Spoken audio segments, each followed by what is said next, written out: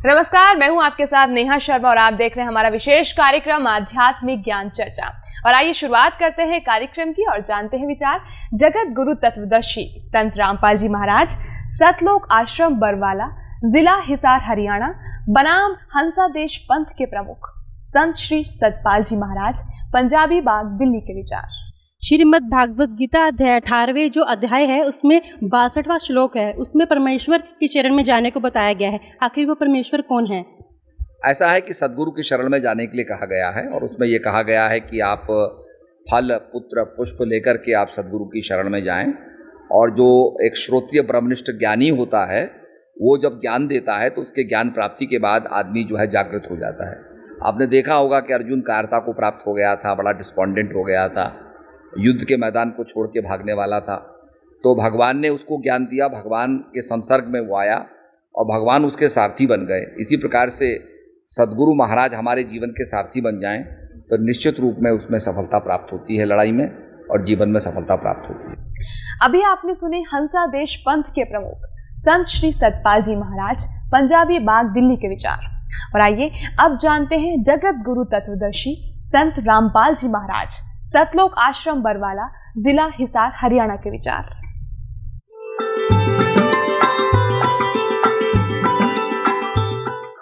सतगुरुदेव की जय। बंदी छोड़ कबीर परमेश्वर जी की जय। बंदी छोड़ गरीबदास जी महाराज जी की जय। स्वामी राम देवानंद जी गुरु महाराज जी की जय हो। गरीब नमो नमो सतपुरुष को नमस्कार, गुरु की नहीं सुर नर मुनि जन साधुओं संतों सर्वस्दी नहीं। सतगुरु साहेब संत सब दंडोतम प्रणाम, आगे पीछे मध्य हुए तिनको जा कुर्बान। पुण्यात्माओं, आध्यात्मिक मार्ग का, आध्यात्मिक साधना का और ज्ञान का इन तत्वज्ञानहीन संतों ने बैठा बैठा रखे। आप देख रहे हैं इनसे प्रश्न क्या किया जा रहा है, ये उत्तर क्या दे रहे हैं।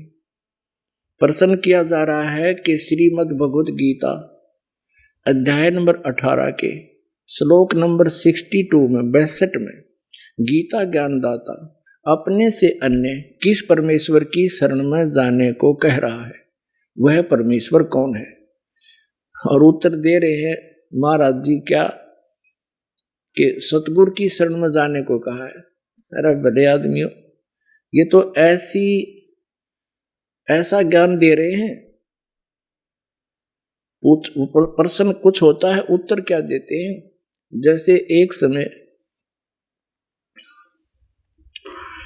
एक किसान का पुत्र 5वीं 6ठी कक्षा में पढ़ रहा था। उसने कुछ अंग्रेजी इंग्लिश लैंग्वेज सीखी थी। एक दिन रविवार की छुट्टी थी। अपने पिताजी के साथ बैलगाड़ी में बैठा हुआ खेतों में किसी कामवश जा रहे थे। सामने से एक इंग्लिश जानने वाले अंग्रेज की मोटर गाड़ी आ गई। उसने अपनी गाड़ी से उतरकर हाथ का संकेत किया, जैसे वो गाड़ी रुकवा रहा हो, बैलगाड़ी को रोकने की कह रहा हो। किसान ने गाड़ी रोक दी। उस अंग्रेज ने अंग्रेजी में पूछा, प्रश्न किया कि मैंने उस गांव में जाना है, कृपया मुझे रास्ता बताइए, इंग्लिश में। अब किसान कहने लगा, बेटा, अपने पुत्र से कहा कि पुत्र, तू भी तो अंग्रेजी जानता है। ये व्यक्ति अंग्रेजी बोल के और अपनी जो है ना चौड़ दिखावे है। सुना दे बेटा, काट दे इसकी मरोड़, इसकी फड़क निकाल दे, बोल दे इंग्लिश। अब किसान के पुत्र ने सिक लीव सुना दी। To the headmaster, I beg to say that I can not come to school today, I am ill. Please grant me 1 day leave, your faithfully so and so. अब उस अंग्रेज ने सोचा, देख बुद्धू पे पूछ रहा हूं मार्ग, सुना रहा है सिकली, माथे में हाथ मार के अपनी गाड़ी लेकर चलता बना। किसान ने अपने पुत्र की कमर थपथपाई और कहा, बेटा तना आज मेरी इज्जत रखती। एक अंग्रेज को इंग्लिश में हरा दिया। तब लड़का कहता है, पिताजी माई बेस्ट फ्रेंड, और याद था मेरा, वो सुन ले होते हुए गाड़ी छोड़कर भाग जाता। तो ये संत ऐसा ज्ञान दे रहे हैं, प्रश्न कुछ किया जाता है, उत्तर कुछ सुना रहे। प्रश्न किया गया है कि श्रीमद् भगवद गीता अध्याय नंबर 18 के श्लोक नंबर 62 में गीता ज्ञानदाता अपने से अन्य किस परमेश्वर की शरण में जाने को कह रहा है, और उत्तर दे रहे हैं कि सतगुरु की शरण में जाने को कह रहा है। वारे अंग्रेजों। श्रीमद् भागवत गीता अध्याय 18 श्लोक 66 में ब्रज शब्द का अर्थ है जाना होता है, परंतु सर्व अनुवादकर्ताओं ने ब्रज का अर्थ आना किया है, जबकि ब्रज शब्द का अर्थ जाना होता है। कृपया स्पष्ट कीजिए। ये पूरा श्लोक अध्ययन करने के बाद ही इसमें मैं स्पष्टीकरण दे पाऊंगा कि पूरा श्लोक क्या है, उसका क्या किस कंटेक्स्ट में वो बात कही गई। तो क्योंकि कोई चीज़ आती है, जब वो जाती है तभी वो आती है, आना और जाना लगा हुआ है, तो उसका अनुसंधान करने के बाद ही कुछ मैं कह पाऊंगा। सर ये पूरा श्लोक है, सर्वे धर्मान् प्रीताज माम एकम शरणं व्रज अहम तवा सर्वे पापे भामुक्षामि मा शुच। इसका जो श्लोक बताया गया उसमें भगवान ये कहते हैं कि तू सब धर्मों को त्याग करके मेरी शरण आ जा, मैं तुझे सब पापों से मुक्त कर दूंगा। ये भगवान ने जो ये चर्चा की और श्लोक के अंदर कहा, ये अपने आप में बहुत ही महत्वपूर्ण श्लोक है। गीता का हम अध्याय करें तो मैं समझता हूँ गीता के अंदर बहुत सी बातें और भी शास्त्रों में और पुराणों के अंदर आती हैं, पर ये गीता को सर्वोपरि बना देता है। जो कहा गया गीता सुगीता कर्तव्या के मई शास्त्र विस्तरई, कि गीता जो है वो एक ऐसा सारे जितने भी जड़ी बूटियाँ होती हैं उसका जो दूध है, सार है, वो गीता है। और वो इस श्लोक के अंदर अंकित होता है, जहाँ भगवान बड़ी बुलंदी के साथ, बड़े आत्मविश्वास के साथ कहते हैं कि सारे धर्मों को त्याग करके, सारी रिस्पॉन्सिबिलिटीज़ को त्याग करके, जैसे हमारा ब्रह्मचार्य धर्म है, गृहस्थ धर्म है, हमारा राज धर्म है, कहा ये सब रिस्पॉन्सिबिलिटीज़ को छोड़ करके अगर तू मेरी शरण आ जाएगा तो मैं तुझे सब पापों से मुक्त कर दूंगा। इसमें बहुत से लोग ये इसका अर्थ लगाते हैं कि साहब उसमें और रिलीजन्स की बात की गई, उसमें क्रिश्चियनिटी की बात कही गई, इस्लाम की बात कही गई, बुद्धिस्ट धर्म की बात की गई, और भगवान कहते हैं सब धर्मों को छोड़ दो।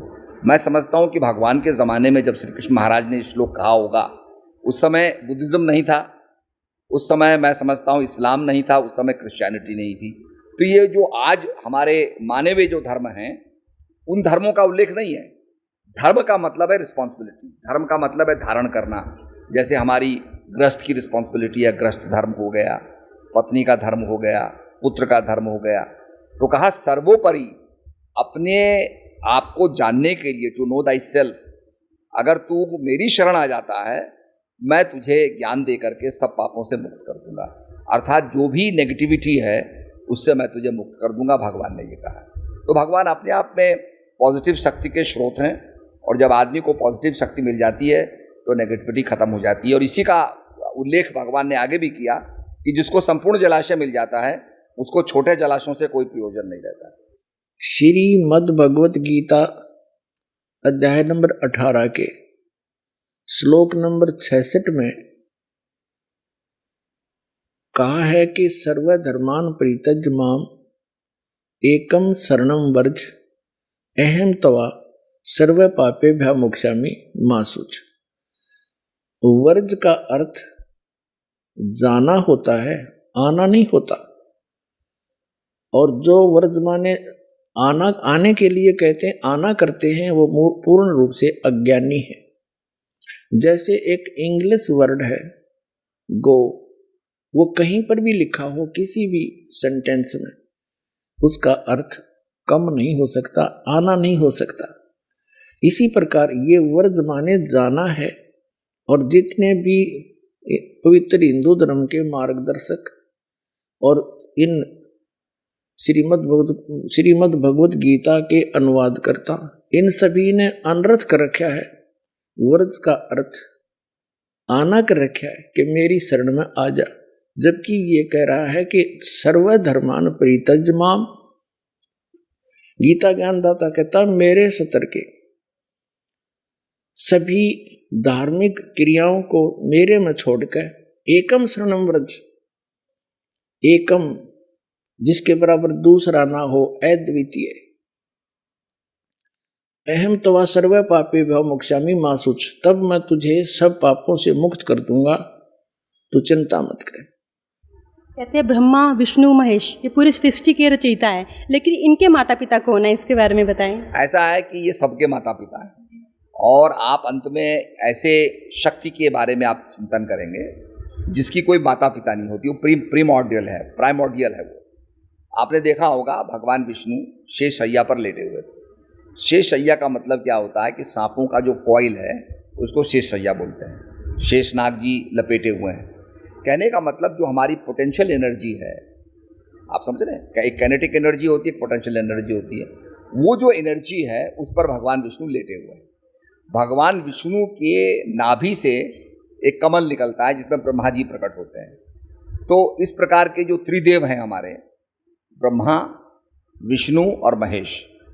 ब्रह्मा जी जो हैं वो संसार की उत्पत्ति करते हैं, भगवान जो विष्णु हैं वो पालन करते हैं और शिव संहार करते हैं। और तीनों, आप तीनों को देखेंगे साइंस के माध्यम से, तो एक एनाबॉलिक प्रोसेस है, एक कैटाबॉलिक प्रोसेस है, और एक जो है मेटाबॉलिज्म है। ये प्रोसेस हमारे अंदर भी हो रहा है। हमारे अंदर सेल्स डेवलप हो रहे हैं, सेल्स मेंटेन हो रहे हैं, और फिर सेल्स का नाश हो रहा है। अगर सेल्स का नाश नहीं होता तो हम बूढ़े नहीं होते, हम वृद्धता को प्राप्त नहीं करते। तो ये प्रोसेस तीनों लगातार चल रहा है। संसार का आपने देखा होगा, संतान भी पैदा हो रही हैं, मेंटेन भी हो रही हैं, और उसके बाद शमशान के अंदर जो है लोग दाह संस्कार भी हो रहा है। तो ये साथ चल रहे हैं, ये इसी को ही ब्रह्मा विष्णु महेश कहा गया। जो भगवान विष्णु है ये अजर अमर है, या इनका भी कोई जन्म होता है, या इनकी कभी मृत्यु होती है?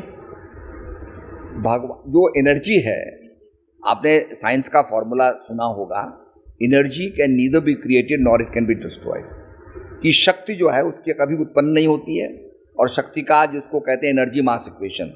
तो हमने जो विष्णु, ब्रह्मा और महेश, ये प्राइमोर्डियल शक्तियां हैं, संसार को उत्पन्न करने वाली, संसार को मेंटेन करने वाली, और संसार का संहार करने वाली। ये तीनों फैक्टर जो एनर्जी हैं ये प्राइमोर्डियल है, इसकी कोई शुरुआत नहीं होती, ये तो हमेशा थी। रचना का भी आपने देखा होगा कि जब कहीं ज्वालामुखी फूटती है और वहाँ पर सब कुछ समाप्त हो जाता है, वहाँ पर भी कहीं ना कहीं आपको लाइफ मिलेगी, कहीं ना कहीं लाइफ मिलेगी। समुद्र के नीचे तलहटी में, हज़ारों फीट नीचे, जहाँ बिल्कुल रोशनी भी नहीं है, और ये वैज्ञानिक कल्पना करते थे यहाँ कोई लाइफ नहीं होगी, वहाँ भी एक ऐसी मछली है जो बिना सूर्य के प्रकाश के पैदा होती है, वहाँ भी जीवन है। तो कहने का मकसद यह है कि वैज्ञानिक रिसर्च करेंगे तो मैं समझता हूँ और भी जगह पाएंगे कि लाइफ है। तो लाइफ अगर है तो लाइफ के अंदर क्रिएशन का, सस्टेनेंस का और डिस्ट्रक्शन का ये फिनोमेना होगा, और ये तीनों इनहेरेंट है, अनादिकाल से ये तीनों चलती चली आ रही हैं। महाराज जी, क्या ब्रह्मा विष्णु महेश अजर अमर हैं, अविनाशी? मैंने आपसे खुद ही कहा ना, जब आपने क्रिएशन की बात की है, तो क्रिएशन के अंदर तो सृष्टि बनती रहेगी, सस्टेन होती रहेगी और समाप्त होती रहेगी। ये फिनोमेना इटर्नल है। इनका कोई जीवन काल भी है हमारा? इनका कोई जीवन काल नहीं है, ये अनंत है, मैंने आपसे पहले कह दिया। श्री सतपाल जी महाराज जी से प्रश्न किया गया कि क्या श्री ब्रह्मा जी, श्री विष्णु जी, श्री शिव जी के भी माता पिता हैं? ये कहते हैं नहीं, ये तो सर्वशक्तिमान है, ये सब के जनक हैं, इनका कोई माता पिता नहीं। और ये पुराणों को सत्य भी मानते हैं। अब देखिएगा हमारे पुराण क्या बताते हैं, श्री ब्रह्मा, श्री विष्णु, श्री शिव जी के माता पिता कौन हैं। देखिएगा श्री देवी पुराण, और फिर इसके बाद देखिएगा श्री शिव पुराण। ब्रह्मा विष्णु शिव की उत्पत्ति की थोड़ी सी झलक दिखाते हैं। और ये तीनों नाशवान हैं, ये भी दिखाते हैं। ये देखिएगा श्रीमद् देवी भागवत और गीता प्रेस गोरखपुर से प्रकाशित है। संपादक हनुमान प्रसाद पोदार, चिमनलाल गोस्वामी। प्रकाशक के मुद्रक हैं गीता प्रेस गोरखपुर, गोविंद भवन कार्यालय कोलकाता का संस्थान। ये इनके फोन और फैक्स नंबर है। इसके 123 पृष्ठ पर हम आते हैं। तीसरा स्कंद है और ये चौथा अध्याय चल रहा है 123 पृष्ठ पे। भगवान विष्णु जी अपनी माता दुर्गा की स्तुति कर रहे हैं। तुम शुद्ध स्वरूपा हो, यह सारा संसार तुम से उद्भासित हो रहा है। मैं ब्रह्मा और शंकर हम सभी तुम्हारी कृपा से विद्यमान हैं। हमारा आविर्भाव और तिरोभाव हुआ करता है। केवल तुम ही नित्य हो, जगत जननी हो, प्रकृति और सनातनी देवी हो। स्पष्ट हो गया। विष्णु जी कह रहे हैं मैं ब्रह्मा और शंकर, हमारा तो आविर्भाव माने जन्म और तिरोभाव माने मृत्यु हुआ करता है। केवल तुम ही नित्य हो, जगत जननी हो। ये भी प्रकृति भी दुर्गा को कहते हैं, ये भी ध्यान रखना, आपको गीता जी में काम आओगे।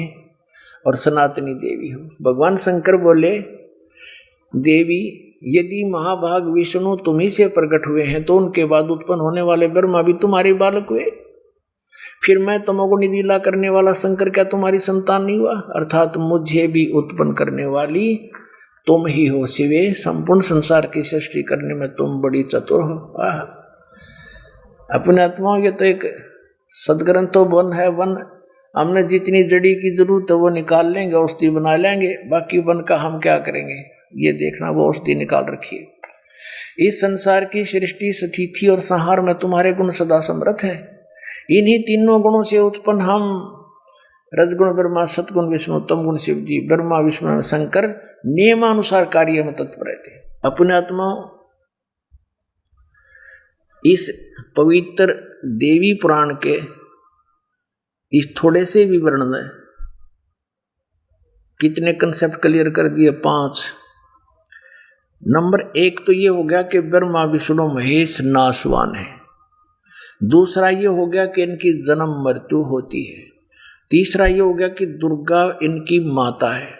और चौथा ये हो गया कि प्रकृति भी दुर्गा को कहते हैं। और 5वां ये हो गया कि रजगुण ब्रह्मा, सतगुण विष्णु, तमगुण शिव जी। और छठा ये हो गया कि ये केवल नियमित कार्य ही कर सकते हैं। जिसका जैसा कर्म है उतना ही दे सकते, उसमें कोई परिवर्तन नहीं कर सकते, ना घटा सकते ना बढ़ा सकते। तो ये 5 कंसेप्ट क्लियर हो गए। चाहे न 6 कह लो, क्योंकि दुर्गा इनकी माता है, इनका जन्म मृत्यु होता है और ये अविनाशी नहीं। जन्म मृत्यु होता है तो अविनाशी भी नहीं है, तो इसको हम एक ही गिन लेते हैं। तो ये 5 कंसेप्ट क्लियर हो गए थोड़े से विवरण में। अरे 5500 वर्ष हो गए इनको कागज पर लिखे हुए को, इन सदग्रंथों को। और आज तक ये हमारे धार्मिक गुरु ये नकली कख नहीं बता सके, हमारे उवा बाई बकते। तो पुण्यात्माओं, आप जी को सत्संग प्राप्त नहीं हुआ। क्या कारण रहा कि हमारे जो धर्म गुरु थे वो संस्कृत अवश्य जानते थे, लेकिन अध्यात्म ज्ञान शून्य था उनका। वे तत्व ज्ञानहीन थे और हैं अभी तक। हमारे धर्मगुरु कौन है? आचार्य, शंकराचार्य और अन्य मंडलेश्वर, ये सब हमारे धर्मगुरु हैं। पुण्यात्माओं, आध्यात्मिक मार्ग का, आध्यात्मिक साधना का और ज्ञान का इन तत्वज्ञानहीन संतों ने बैठा बैठा रखे। आप देख रहे हैं इनसे प्रश्न क्या किया जा रहा है, ये उत्तर क्या दे रहे हैं? प्रश्न किया जा रहा है कि श्रीमद् भगवत गीता अध्याय नंबर 18 के श्लोक नंबर 62 में 62 में गीता ज्ञानदाता अपने से अन्य किस परमेश्वर की शरण में जाने को कह रहा है, वह परमेश्वर कौन है? और उत्तर दे रहे हैं महाराज जी क्या कि सतगुरु की शरण में जाने को कहा है। अब ये दास बताता है गीता अध्याय नंबर 18 के श्लोक नंबर 62 में गीता ज्ञानदाता अपने से अन्य किस परमेश्वर की शरण में जाने को कहता है? कृपा सुनिए प्रमाण सहित। तो पुण्यात्माओं, गुण तीनों की भक्ति में ये भूल पड़ो संसारे, कह कबीर निज नाम बिना कैसे उतरो पार। निज नाम यानी सतनाम के बिना, उस सच्चे नाम बिना पार कैसे होगे? अब जैसे गीता जी अध्याय नंबर 17 के श्लोक नंबर 23 में लिखा है कि ओम तत्सत इति निर्देश ब्रह्म त्रिविध समर्थ है। सच्चिदानंद घन ब्रह्म के पाने की इस 3 मंत्र की साधना करनी होगी। 8वें अध्याय के 13वें श्लोक में गीता ज्ञानदाता कहता है कि ओम इति एक अक्षरम ब्रह्म व्यवहारण मामुन स्मरण ये प्रियाति तदन देहन सयाति परमाम गतिम।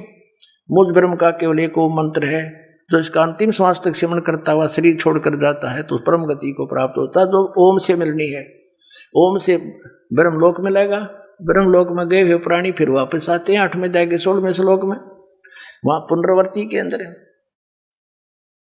तो उसके पाने के लिए तो केवल एक 3 मंत्र का जाप, इसके अतिरिक्त जो भी जाप करते हैं उस शास्त्र विधि को त्याग कर वो मनमान आचरण है। फिर ऑप्शन छोड़ दिया है कि उस परम अक्षर ब्रह्म की पाने की पूरी complete worship, way of worship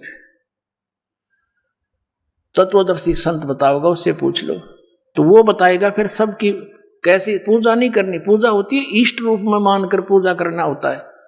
साधना मजदूरी कोई अन्य होता है।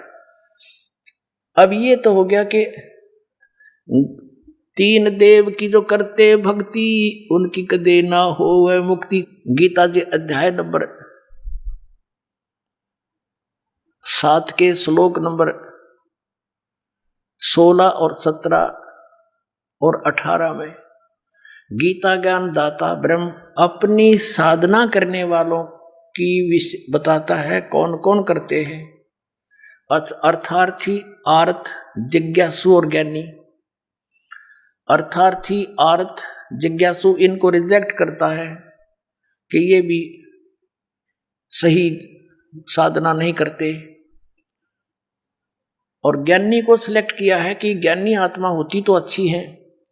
ज्ञानी वो होता है जिसको पता लगा कि केवल एक परमात्मा की भक्ति करनी चाहिए। वेदों में यही लिखा है कि पूर्ण परमात्मा की भक्ति से पूर्ण मोक्ष होगा। लेकिन ये भूल गए कि वेदों में यह भी लिखा था कि उस पूर्ण परमात्मा की भक्ति वेदों में वर्णित नहीं है, उसको तो तत्वदर्शी संत बताएंगे। लेकिन उन्होंने अब पे निष्कर्ष निकाल लिया, यजुर्वेद अध्याय नंबर 40 के मंत्र 15 से ओम नाम सेलेक्ट कर लिया पूर्ण परमात्मा का। जबकि उस 17वें श्लोक में 40वें अध्याय यजुर्वेद के खुद कह रहा है कि मेरा तो ओम ब्रह्म है, ओम मंत्र है मुझ ब्रह्म का, और वो तो परोक्ष है, पूर्ण परमात्मा तो ऊपर। वह इनकी बुद्धि में ना बड़ी बात, क्योंकि गुरु बिन काहू न पाया ज्ञाना, जो थो था वो छड़े मूड किसाना। गुरु बिन वेद पढ़े जो प्राणी, समझे न सार रहे अज्ञानी। जिस कारण से इन्होंने, इन ज्ञानियों को ये तो पता लग गया ज्ञान उपासना नहीं करनी, तीनों गुणों की पूजा, रजगुण ब्रह्मा सतगुण विष्णु तम गुण शिव जी की भी नहीं करनी चाहिए। तो इन्होंने ये भी ज्ञान हुआ कि मनुष्य जीवन केवल परमात्मा प्राप्ति के लिए मिलता है, इसमें भगवान प्राप्ति साधना भक्ति नहीं हुई तो व्यर्थ है। इनको ज्ञानी कहते हैं। तो इनको तत्वदर्शी संत ना मिलने से गीता ज्ञानदाता कहता है, ये 7वें अध्याय के 18वें श्लोक में, ये ज्ञानी आत्मा है तो अच्छी उदार है, लेकिन ये मेरे वाली अनुत्तम यानी घटिया अश्रेष्ठ गति में सचित हैं। ये मेरे वाली अनुत्तम गति में सचित है। कौन सी गति? 8वें अध्याय के 13वें श्लोक में कहा है कि जो मुझ ब्रह्म के ओम नाम का जाप करते हैं, करता हुआ शरीर छोड़कर जाता है, मुझ ब्रह्म का जाप करता जाता हो, वो उसको परम गति होती है। कौन सी? ओम नाम से होने वाली परम गति। वो कहाँ? ब्रह्मलोक में जाता है। ब्रह्म 8वें अध्याय के 16वें श्लोक में लिखा गीता जी में, ब्रह्मलोक पर्यंत भी जन्म मृत्यु में आते हैं। और गीता के ज्ञानदाता स्वयं कहता 4थे अध्याय के 5वें श्लोक में, और 9वें श्लोक में, 2रे अध्याय के 12वें श्लोक में, 10वें अध्याय के 2रे श्लोक में गीता जी में कि तेरे और मेरे बहुत जन्म हो चुके हैं, अर्जुन तो नहीं जानता, मैं जानता हूं। फिर जब तक जन्म मृत्यु है, फिर 18वें अध्याय के 62वें श्लोक में कहा कि तू सर्वभाव से उस परमेश्वर की शरण में जा, जिसकी कृपा से तू परम शांति को, सनातन परम धाम को प्राप्त होगा, उसकी कृपा से ही। तो इससे सिद्ध हो गया कि गीता ज्ञानदाता से कोई और है सुप्रीम पावर, जिससे पूर्ण मोक्ष होगा। अठपदर में जाके चौथे श्लोक में कहा कि तत्वदर्शी संत की प्राप्ति के पश्चात परमेश्वर के उस परम पद की खोज करनी चाहिए, जहां जाने के बाद साधक फिर कभी लौट कर संसार में नहीं आता, और केवल उसकी पूजा करो, अन्य की सब त्याग दो। अपनी पूजा को रिजेक्ट करता है वो। पूजा माने इष्ट रूप में मानना। तो यहाँ इन अज्ञानियों से, अनाड़ियों से कोई पूछता है कि गीता जी अध्याय नंबर 7 के श्लोक नंबर 18 में गीता ज्ञानदाता अपनी गति को भी अनुत्तम क्यों बताता है? ये कहते हैं उसका अर्थ अनुत्तम नहीं, सर्वश्रेष्ठ मानो, जिससे उत्तम कोई और गति ना हो, जिसको प्राप्त हो जाता है उसके बाद और कुछ जानना शेष रहता, इसलिए इसको अनुत्तम, वो अनुत्तम गति है। मूर्ख बना रहे। चौथी कक्षा के बालक ने पूछ ले, अगर इससे अधिक अच्छी कोई श्रेष्ठ गति नहीं होती, इनकी बात मान ले, तो ये 18 में जाके 62 श्लोक में कह रहा है कि उसकी शरण में जा, सर्वभाव से उस परमेश्वर की शरण में जा, जिसकी कृपा से तो परम शांति को प्राप्त होगा। 8 में जाके 5 और 7 में गीता ज्ञानदाता अपनी साधना बताता है, मेरी पूजा कर मुझे प्राप्त होगा। और 8, 9, 10 में उस परम अक्षर ब्रह्म की पूजा, पूर्ण परमात्मा की पूजा के लिए कहता, उसके लिए तत्वदर्शी संत खोज ले। चौथे जाके 34वें श्लोक में कहा। तो इन अनाड़ियों ने कह भी पता नहीं गीता जी का। गीता जी में है कि हरे कृष्ण हरे राम राधे श्याम सीताराम ओम नमः शिवाय। हंस मंत्र श्रीमद् भगवत गीता में कहीं पर वर्णित नहीं है, वेदों में कहीं पर वर्णित नहीं है कि ये इस नाम से जीव का मोक्ष होगा। मूर्ख बना रहे कितने दिनों से हमारे को। अब इसलिए इस गीता ज्ञानदाता ने कहा है कि मेरी साधना में ये लीन ज्ञानी आत्मा अनुत्तम गति में ही सचित रहे। अनुत्तम कैसी? कि जिससे जन्म मृत्यु बार बार होती रहे, वो अनुत्तम है। और जहां जाने के बाद फिर लौट कर नहीं आते, वो ब्रह्म साधना से प्राप्त नहीं हो सकती। इन ज्ञानी आत्माओं ने हठ योग किए, ओम नाम का जाप किया, वेदों से प्राप्त करके आन उपासना, किसी देव की पूजा नहीं की। और ब्रह्मा जी को जब ये कमल के फूल पर बैठा था, वहां सचेत हुआ, इसको बेहोश करके कोमा में रखा हुआ था, वहां सचेत कर दिया कमल के फूल पर बैठा के। ब्रह्मा जी कहते मुझे नहीं मालूम है कहां से आ गया। तो आकाशवाणी कर दी इस काल ने कि तप करो तप करो। इसने सोचा यह आकाशवाणी पूर्ण परमात्मा की है, और करी थी इस काल ने। उसके बाद ब्रह्मा जी को वेद प्राप्त हुए। वेदों में कहीं पर भी हठ योग तप योग करना नहीं लिखा। तो इस ब्रह्मा के इस लोक वेद से कि मुझे आकाशवाणी हुई है तप करने की, हठ योग करने लग गए। ये ओम नाम का जाप वेदों से ले लिया, हजारों वर्ष तक डले डोते रहे। गीता अध्याय नंबर 11 के श्लोक नंबर 47-48 में कहता, अर्जुन ये मेरा रूप जो तूने देखा, ये असली मेरा रूप है। इससे पहले किसी ने नहीं देखा, किसी को प्राप्त नहीं हुआ मैं। और मेरे इस रूप की प्राप्ति अर्थात मेरी प्राप्ति न वेदों वर्णित विधि से, न तप से, न जप से, न किसी क्रियाओं से कोई नहीं कर सकता। इति सिद्धम कि वेदों में वर्णित विधि ओम नाम से और जो भी साधना क्रिया करते हैं यज्ञों से परमात्मा प्राप्ति नहीं से कुछ अन्य लाभ हो जाते हैं। वो लाभ इन ऋषियों को हो गए, सिद्धियां आ गई, एक दूसरे को ऊपर प्रभु पाकी के, किसी को भस्म कर दिया, किसी को जो है ना दुराशीष दे दी, जिस कारण से इनसे डरने लग गए।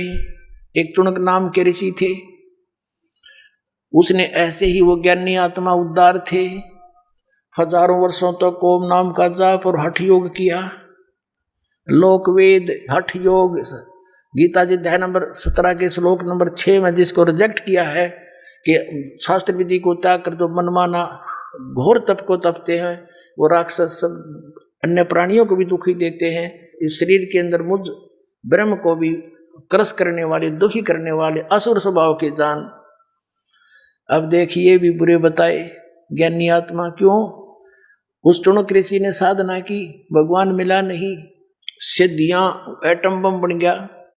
एक मानदाता चक्रवर्ती राजा था, पूरी पृथ्वी पर शासन जिसका हो उसको चक्रवर्ती राजा कहते हैं। अब ये चक्रवर्ती राजा ये अपनी पृथ्वी पर ये देखना चाहते अपने शासन काल में कि मेरे अंतर्गत मेरे अधीन जितने नवाब हैं, राजा हैं, छोटे नरेश हैं, उन्होंने किसी ने मेरी प्रभुता, मेरी पराधीनता अस्वीकार तो नहीं कर दी है, इसलिए एक अश्वमेघ का घोड़ा छोड़ देते हैं अश्वमेघ यज्ञ के लिए, उसके साथ कुछ सैनिक भेज देते हैं और राजा का पर्सनल हॉर्स होता है अपना घोड़ा, उसके गले में एक पंपलेट लगा देते हैं, लगा दिया कि राजा मानदाता राजा के पास इतनी सेना है, 72 करोड़ सेना है, और जिस भी राजा को। आइए अब हम उन श्रद्धालुओं के अनुभव जानते हैं जो जगत गुरु तत्वदर्शी संत रामपाल जी महाराज जी से दीक्षा प्राप्त कर चुके हैं तथा उनके द्वारा बताए गए भक्ति मार्ग पर चल रहे हैं। नमस्कार सर। सत साहेब। क्या शुभ नाम है जी आप जी का? मेरा खेमदास है। सर कहाँ से आए हैं आप? मैं नेपाल सरलाई जिला से आया हूँ।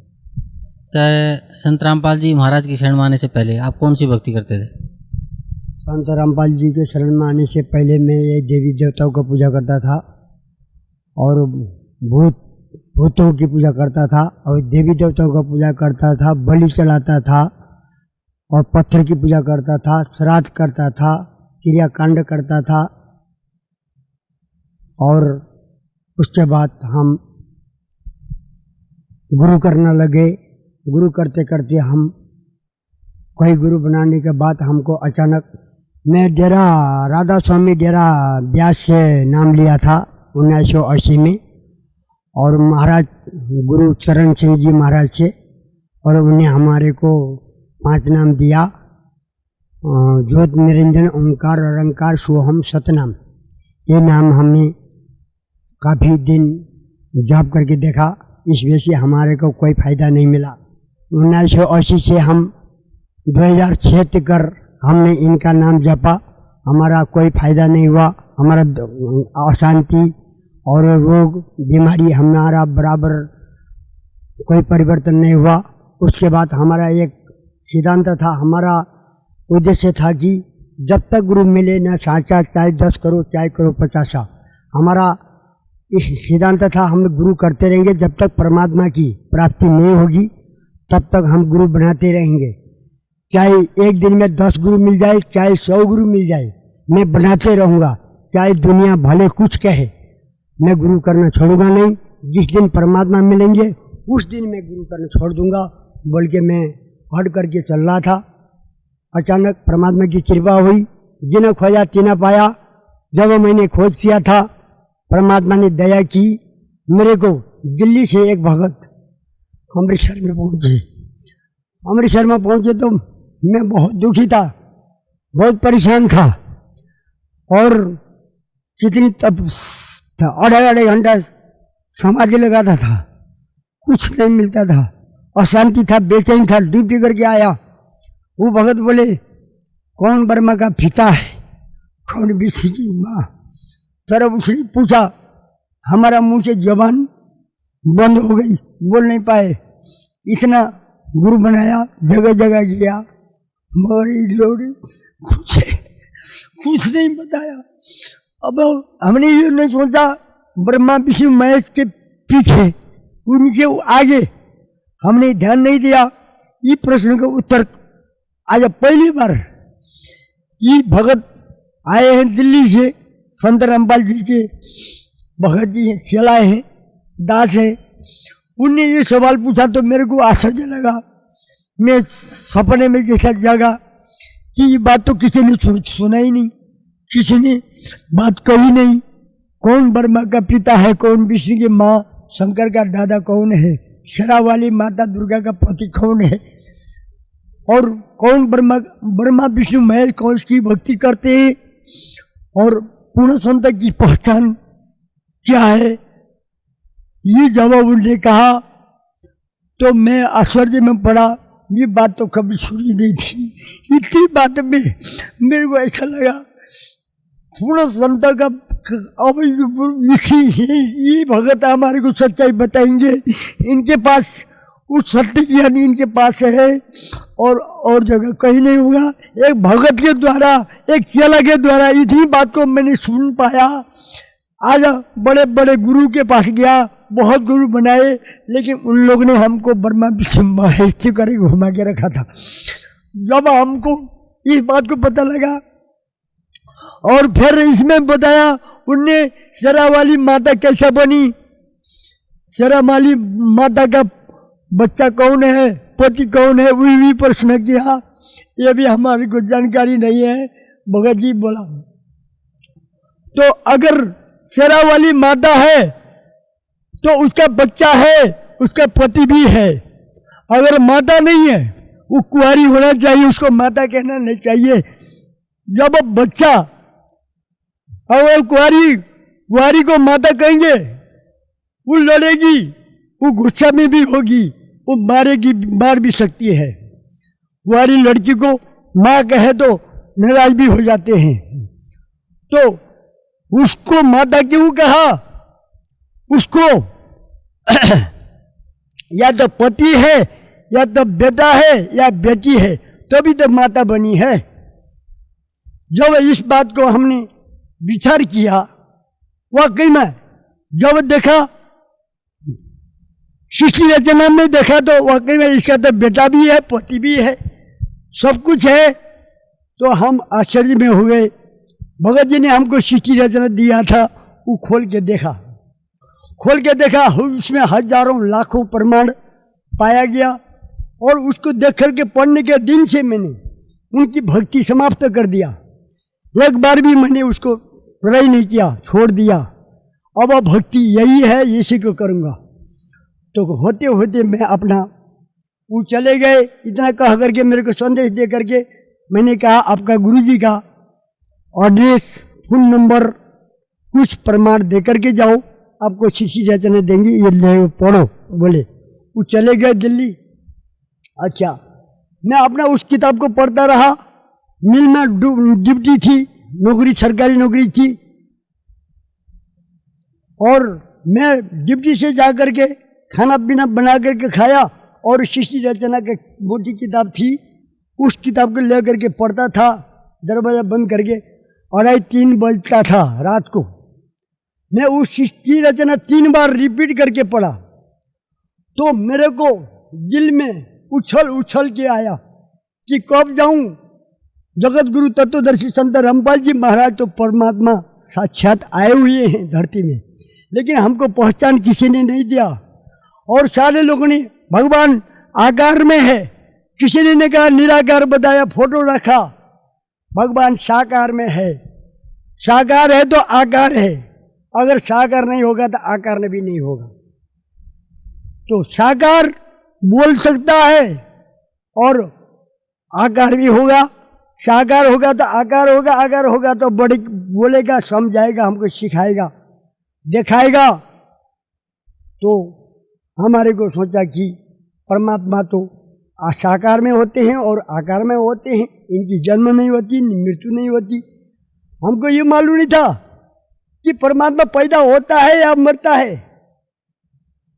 इस बारे में हमको जानकारी नहीं थी। जब परमात्मा की सृष्टि रचना पढ़ा तब पता लगा कबीर साहब सबका बाप है, बेटा किसी का नहीं। बेटा होकर सो उतरा वो साहिब नहीं। ये वाणी को जब सुना, ओहो, परमात्मा तो ऐसे परमात्मा को भक्ति करने से हमारा तप सुख होगा और हमारी मुक्ति होगी। तो कई वाणियां हमको उसमें मिली, बहुत सी वाणियां उसमें लिखा है। जीव हमारी जाति है, मानव धर्म हमारा, हिंदू मुस्लिम सिख ईसाई धर्म नहीं कोई न्यारा। ऐसा वाणी सब 4 जाति हैं, 4 जाति के लिए एक ज्ञान, सबके लिए खुराक। उस परमात्मा को पाने का विधि, कोई छोटा नहीं, कोई बड़ा नहीं, कोई अमीर गरीब को मतलब नहीं, काला गोरा को मतलब नहीं, चाहे अनपढ़ हो, चाहे पढ़ा लिखा हो, चाहे अरबपति हो, चाहे कंगाल हो, एक समान ज्ञान सबके लिए उद्धार करने वाला तत्व ज्ञान जगत गुरु तत्वदर्शी संत रामपाल जी महाराज 16 शंकर कोश सतलोक से हमारे लिए इस धरती में आए हैं। हमारे लिए, हम भक्तों के लिए या काल के जाल में फंसे हुए के लिए, तारने के लिए, उद्धार करने के लिए मानव का जीवन लेकर के आए हैं। मानव को समझाने के लिए मानव का रूप बना करके, मानव जैसे बोल करके हमको दिखलाते हैं और सिखलाते हैं। परमात्मा ने हजारों प्रमाण दिया। परमात्मा ने देवी देवा ठाड़े भये हमको ठोर बताओ, जो मुझ कबीर को पूजे नहीं उनको लूटो खाओ। माई मचानी सिर शीतला भैरव भूत हनुमंत, साहिब से दूर रहे जो इनको पूजनता। पूजना किसको चाहिए? पूर्ण परमात्मा को, कभी पैदा न हो कभी मरता न हो, उसकी भक्ति करना चाहिए। वो कहाँ है, कैसा है, कहाँ से आया है, कहाँ रहता है, उसका धाम कहाँ है? वो पूर्ण परमात्मा है। वो आज वर्तमान मौजूदा इस चोले में, मौजूदा वर्तमान चोले में आज बर वाला आश्रम माँ जगत गुरु तत्वदर्शी संत रामपाल के रूप में आज विराजमान है। लेकिन हमारा भक्त समाज को हमने बहुत समझाने की कोशिश की, बहुत सीढ़ी चक्का दिखा रहे हैं और ज्ञान गंगा दे रहे हैं, बहुत कुछ करके इंटरनेट से, टीवी से, अखबार से, हर तरह से हमने परमात्मा ने उसको सेवा लगा रखी है। लेकिन कोई भाग्यशाली जीव तो आज आ रहे हैं, कोई लोग सो रहे हैं, मस्त सो रहे हैं। उन लोगों को बड़ी बड़ी कोठी दिखाई दे रही है, पढ़ाई दिखाई दे रही है, बच्चों को पढ़ा लिखा करके ऊपर लेके जाना है। संत रामपाल जी महाराज की शरण में आप कैसे आए? संत रामपाल जी को शरण में मैं तो बहुत परेशान था, दुखी था, खोज कर रहा था। खोजते खोजते नेपाल में तो मूर्ति पूजा और देवी देवता के पूजा बलि के से अलावा कुछ नहीं मिला। हमने नेपाल छोड़ के इंडिया, भारत, पंजाब, अमृतसर में आए। वहाँ आए तो पता लगा पूर्ण परमात्मा सतलोक आश्रम हरियाणा बरवाला में है।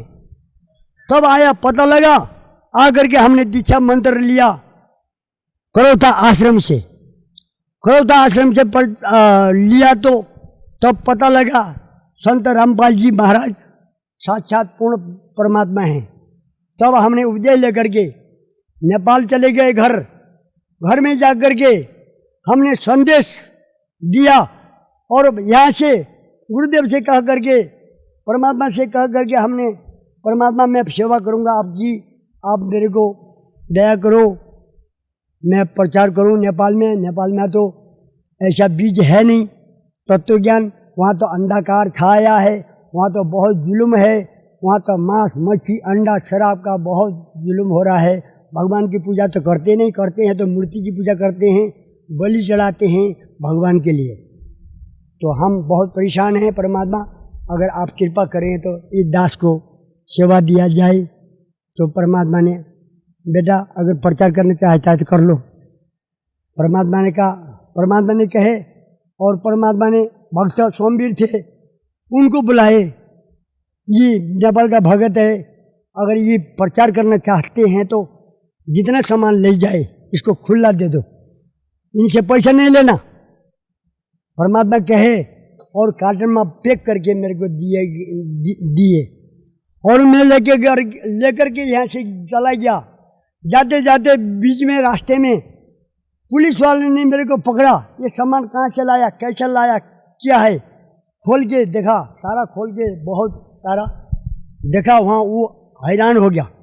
मैंने कहा ये प्रचार के लिए लाया हूँ। करौता आश्रम में जगत गुरु तत्वदर्शी संत रामपाल जी महाराज परमात्मा के रूप में आए हुए हैं, उनका दास हूँ मैं, उनका शिष्य हूँ। मैं ये प्रचार के लिए लेके आया हूँ। अगर आपको चाहिए तो एक किताब, एक कैलेंडर ले सकते हैं तो दो। बोला एक कैलेंडर, एक किताब दिया और उसने छोड़ दिया। वो पैक करके फिर मैं आगे चला गया। जाते जाते रक्सौल में गया। रक्सौल में भी उन लोगों ने, भंसार में, अब भंसार था, पुलिस वाले थे, उन लोगों ने खोल के चेक जांच किया। फिर वहाँ भी हमने ये प्रचार का सामान है, मैं परौथा आश्रम से लाया हूँ, मैं गुरुदेव का भगत हूँ, चला हूँ, और मैं प्रचार के लिए लाया हूँ, अपने गांव घर में बांटने के लिए। ये खरीद के नहीं लाया, परमात्मा ने फ्री दिया है, आप भी फ्री लो। एक एक किताब, और किसी को चक्का दिया, सीढ़ी चक्का था उस टाइम में, डीवीडी नहीं थी, सीढ़ी चक्का एक एक करके बांट दिया, 8-10 वहाँ बांट दिया, 2-4 किताब दिया, कैलेंडर दिया, और उसके बाद में घर चले गया। घर में जा कर के और मैंने कहा, बच्चे ने बोला कि ये क्या लाया है?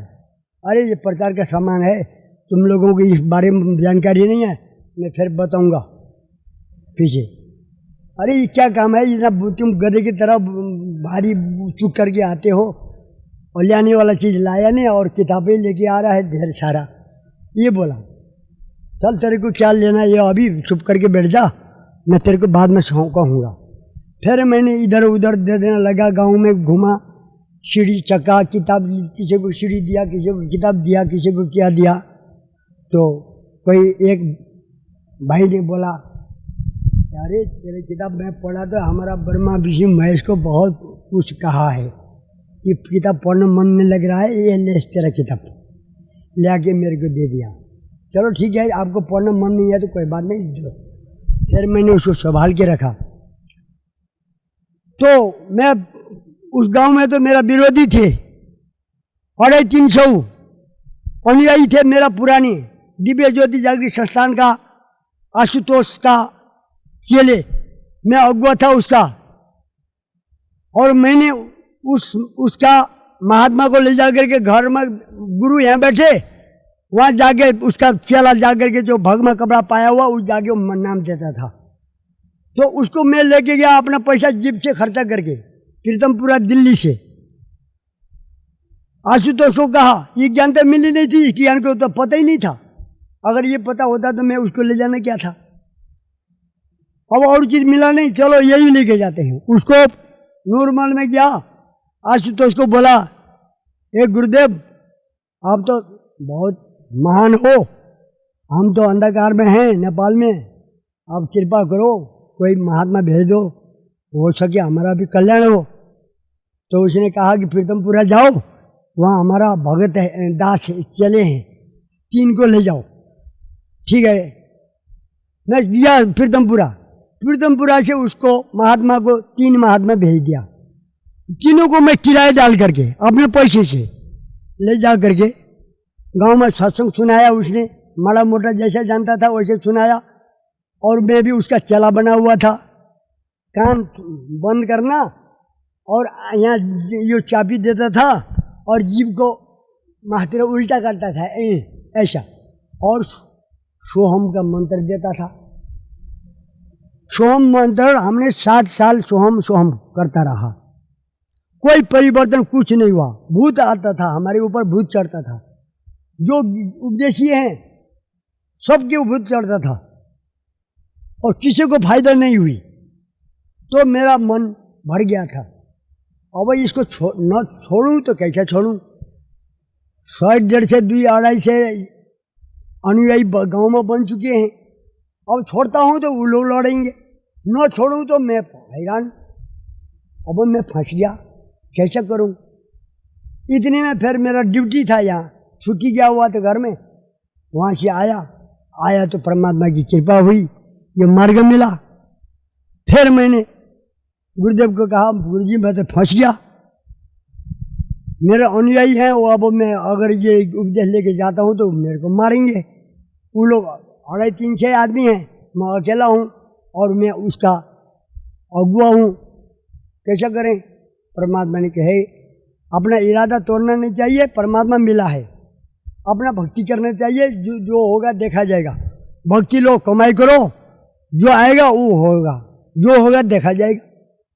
परमात्मा का कहना भी ठीक है, चलो जो होगा देखा जाएगा। हमने उपदेश ले लिया, उपदेश ले करके घर गए तो वो सारे उल्टे हो गए, लड़ाई झगड़ा, और सारे लोग हमारे विरोध, ये तो बहुत पागल है, ये तो गुरु बदलता रहता है, इसके एतबार नहीं है। ये पहला राधा स्वामी में था, पहला आनंद मार्गी में था, सतपाल में था, बाले योगेश्वर में था, ओम शांति में था, कबीरपंथी में था।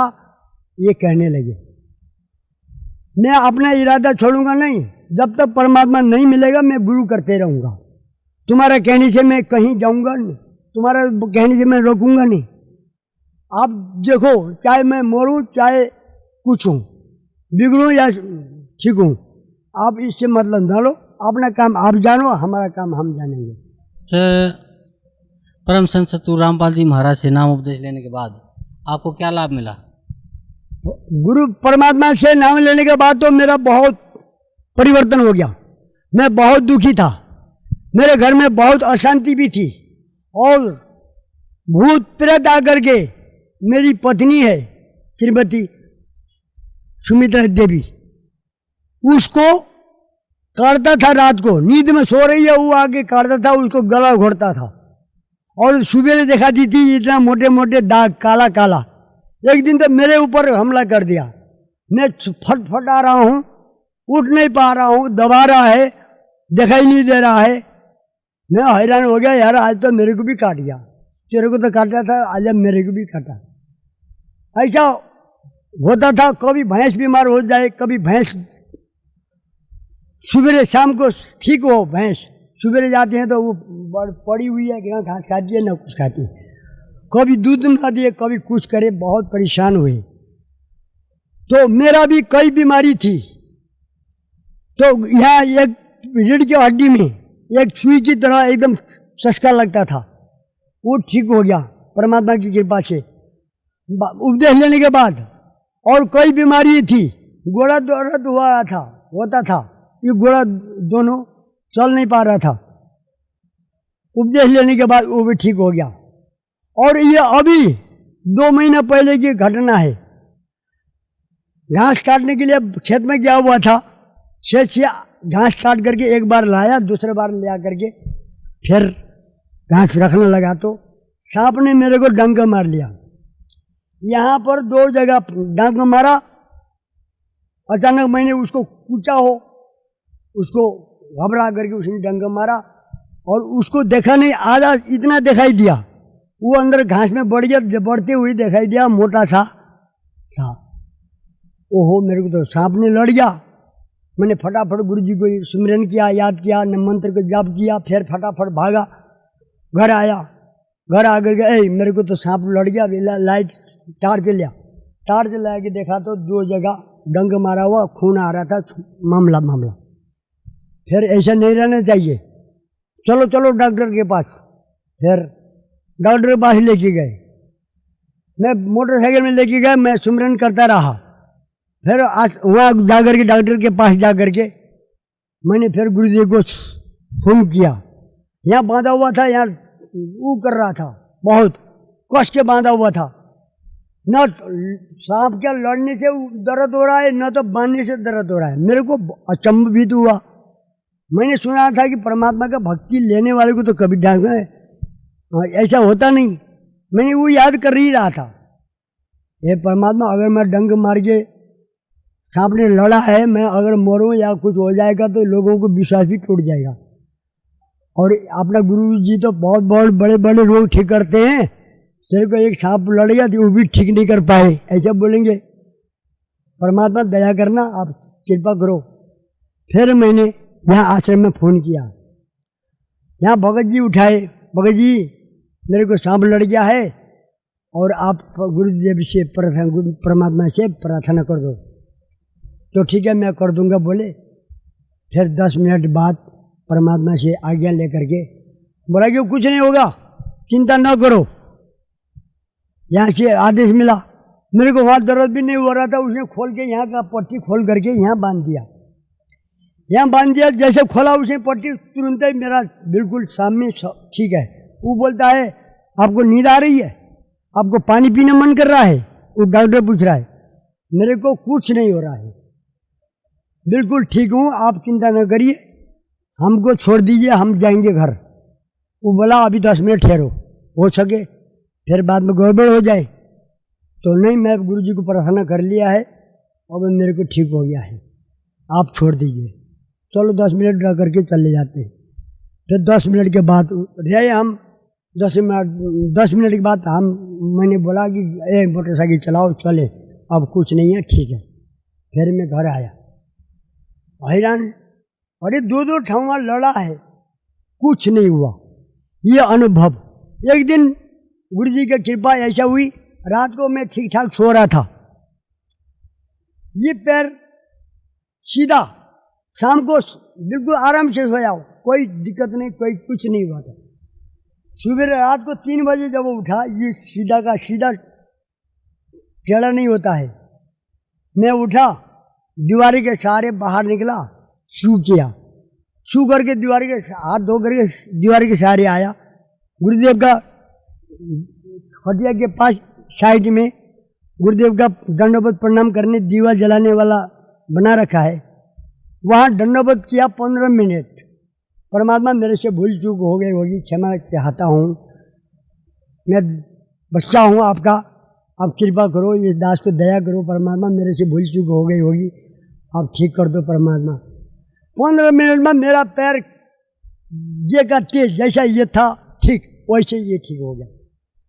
ये परमात्मा आप तो ये मेरे को अनहोनी कर दिया आपने, मैं तो अचंभित हो गया परमात्मा।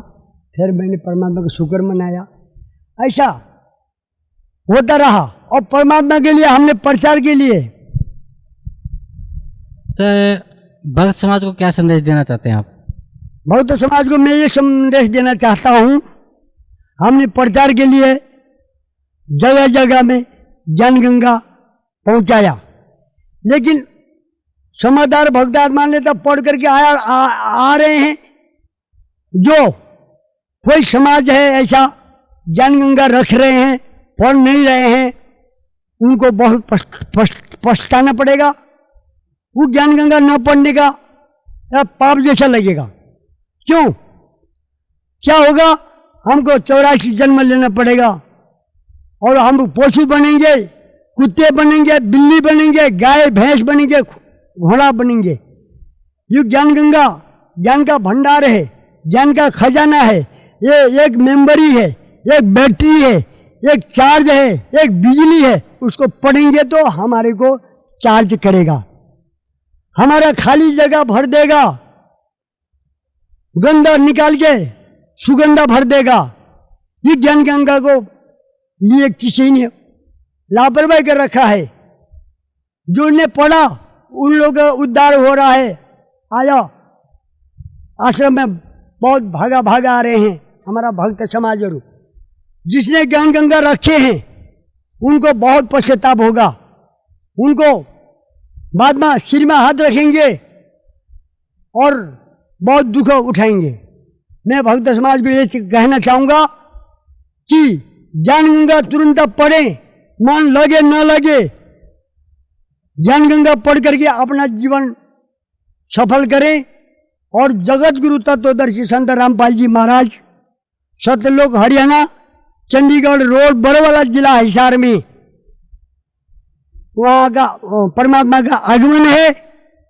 आप चाहे इंजीनियर हो, चाहे प्रशासन हो, चाहे डॉक्टर हो, चाहे मास्टर हो, चाहे विद्यार्थी हो, चाहे बूढ़ा हो, चाहे बालक हो, चाहे जुबान हो, सब आ करके सबके लिए उद्धार करने के लिए परमात्मा सतलोक से आए हुए हैं। आप फायदा उठाओ, अपना कल्याण करो। जी धन्यवाद आपका बहुत। अच्छा है।